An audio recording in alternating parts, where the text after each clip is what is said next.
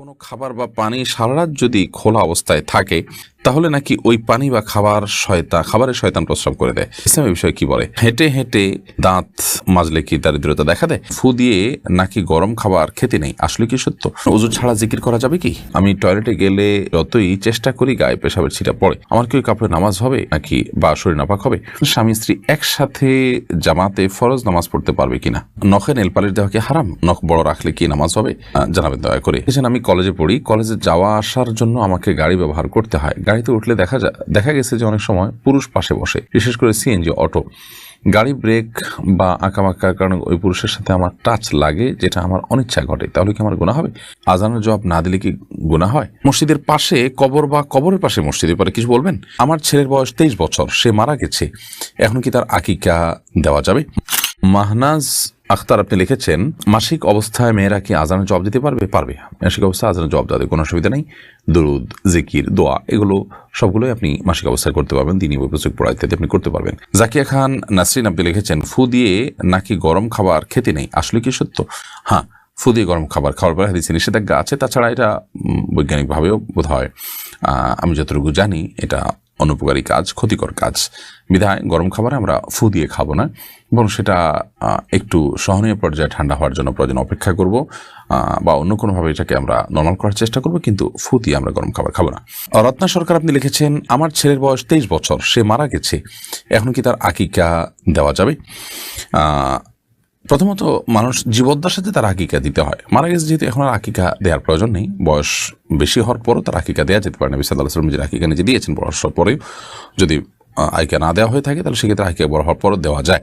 জান্নাতুল ফেরদাউস আপনি লিখেছেন, আমি কলেজে পড়ি, কলেজে যাওয়া আসার জন্য আমাকে গাড়ি ব্যবহার করতে হয়। গাড়িতে উঠলে দেখা গেছে যে অনেক সময় পুরুষ পাশে বসে, বিশেষ করে সিএনজি, অটো। গাড়ি ব্রেক বা আঁকাবাঁকার কারণে ওই পুরুষের সাথে আমার টাচ লাগে, যেটা আমার অনিচ্ছায় ঘটে, তাহলে কি আমার গুনাহ হবে?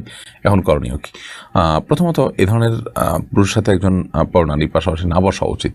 হাতে ব্যাগটা কোনো কিছু থাকলে সেটা মাঝখানে দিয়ে দেওয়া দরকার, তাতে আপনি বেঁচে থাকতে পারেন। এইটুকু অন্তত আপনার চেষ্টা থাকা উচিত।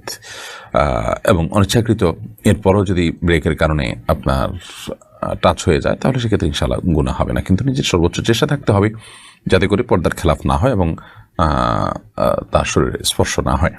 এরপরে রাবেল হোসেন রাবেল এআইডি থেকে আপনি লিখেছেন, নিজের স্ত্রীকে রক্ত দিলে ভবিষ্যতে কোনো সমস্যা হবে কিনা, ইসলাম শরীয়ত কি বলে? কোনো মানুষকে যদি আপনি রক্ত দেন, প্রাপ্তবয়স্ক মানুষকে, তাহলে তার ফলে কিন্তু তার সাথে রক্তের সম্পর্ক সৃষ্টি হবে না। দুধ পান করার যেরকম রক্ত সম্পর্ক সৃষ্টি হয়, এখানে কিন্তু বিষয়টি সেরকম নয়। বিধায় আপনার এ ধরনের সিচুয়েশনে কোনো অসুবিধা নেই। যদি এই ভদ্রলোক, তিনি যাকে রক্ত দিয়েছেন, কোনো মেয়েকে, তাকে যদি তিনি বিয়ে করেন, তাহলে সেক্ষেত্রে অসুবিধা হবে না ইনশাআল্লাহ তাআলা। নখে নেল পালিশ দেওয়া কি হারাম? নখ বড় রাখলে কি নামাজ হবে? জানাবেন দয়া করে। বোন ফাহিমা, নখে নেল পালিশ দেওয়াটা হারাম না, কিন্তু নেল পালিশ দিলে আপনার উজু হবে না, গোসল হবে না, সেটা হলো একটা ব্যাপার। তো এই জন্য আপনি যদি এমন করেন যে নেল পালিশ মাসিকের সময় বা সন্তান প্রসব পরবর্তী সময় যে ব্লিডিং হয়, সেই সময়টাতে যদি নেল পালিশ দেন, তাহলে সেক্ষেত্রে নামাজ যেহেতু নেই, অতএব দিতে পারেন। আর নখ বড় রাখা এটা সুন্নার খেলাফ, নামাজ তো হয়ে যাবে, কিন্তু নখ বড় রাখা এটা সমস্ত নবীদের যে কমন সুন্নাহ আছে, সুনানুল ফিতরা যেটাকে বলা হয়, সেটার পর খেলাফ কাজ, যার কারণে এটি করা যাবে না। তবে নামাজ হয়ে যাবে যদি আপনি পানি এই নখের উপরে এবং নখের নিচে আপনার চামড়া, মানে সামনের যে অংশ চামড়া পর্যন্ত, আঙ্গুলের মাথা পর্যন্ত যদি আপনি পানি পৌঁছে থাকেন। এরপর শিশির আব্দুল আপনি লিখেছেন, মসজিদের পাশে কবর বা কবরের পাশে মসজিদের পরে কিছু বলবেন? এটিতে কোনো অসুবিধা নেই।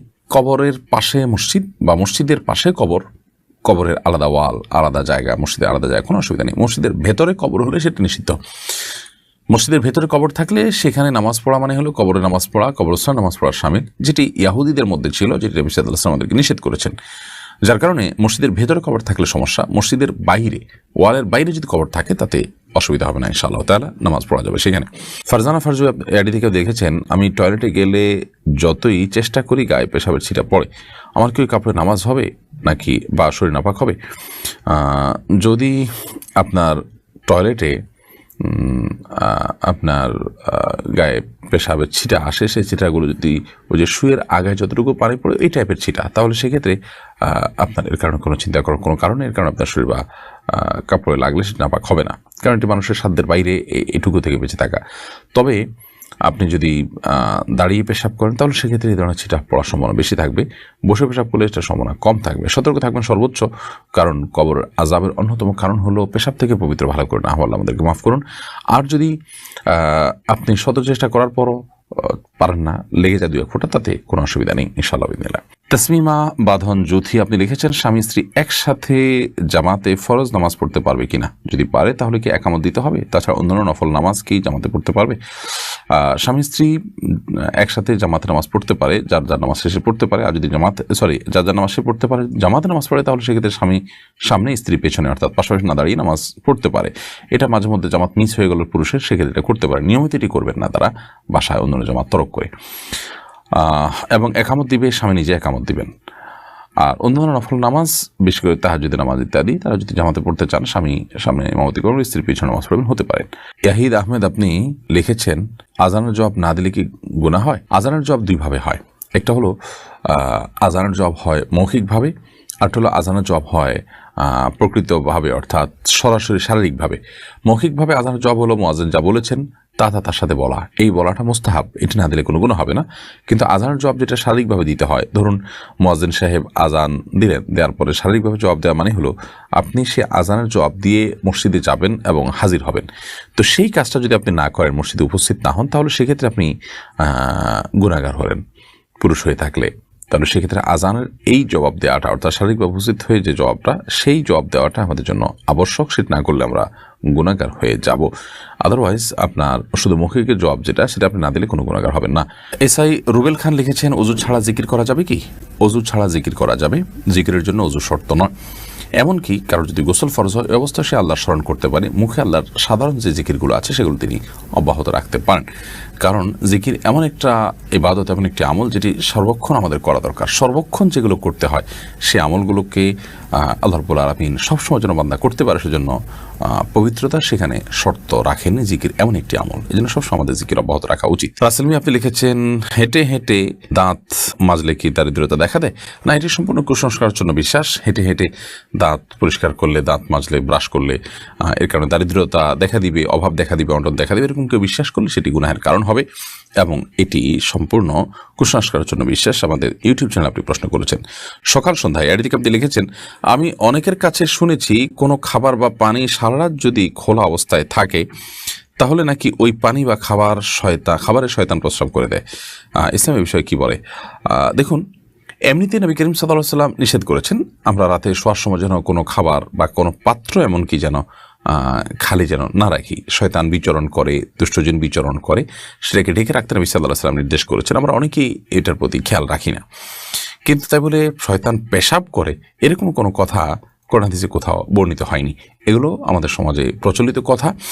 অনেক মুরব্বীরা এই যে খাবার বা প্লেট ইত্যাদি অনেকে ঢাকা ছাড়া শুয়ে পড়েন, সেই বদভ্যাস বা সেই খারাপ কাজটিকে দূর করবার জন্য এই ধরনের কথা নিজেরা বানিয়ে নিয়েছেন। তো কোরআন এবং হাদিসের নামে মন গড়া এরকম কোনো কথা বানিয়ে নেওয়া, এটা গুনাহের কথা। নবী সাল্লাল্লাহু আলাইহি ওয়াসাল্লাম বলেছেন, মান কাযিবা আলাইয়া মুতাআম্মিদান ফালিয়াতাবাওয়া মাকআদাহু মিনান নার। যে ব্যক্তি আমার ব্যাপারে ইচ্ছাকৃতভাবে মিথ্যা কথা আরোপ করবে, আমার নামে মিথ্যা হাদিস বলবে, সেজন্য তার ঠিকানা জাহান্নামে জেনে রাখে।